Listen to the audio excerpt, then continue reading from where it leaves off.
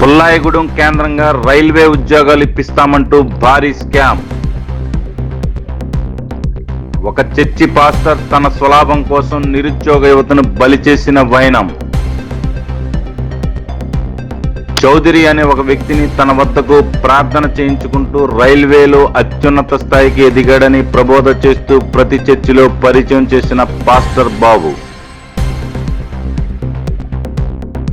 పుల్లాయిగూడెం, రాచూరు, తాడేపల్లిగూడెం చర్చిల్లో పరిచర్య చేస్తున్న సదర్ పాస్టర్ బాబు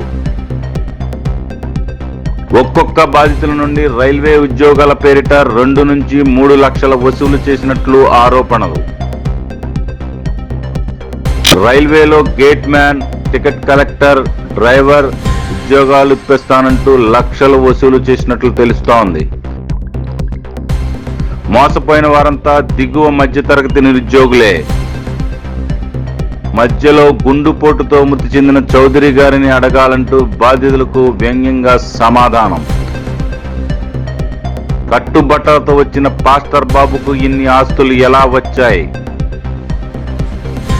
వివరాలు సేకరించేందుకు ప్రయత్నిస్తున్న వారిపై బెదిరింపులకు దిగుతున్న ఆ గ్రామ వైసీపీ నేత. పూర్తి వివరాలు త్వరలో మీ రచ్చ మీడియాలో.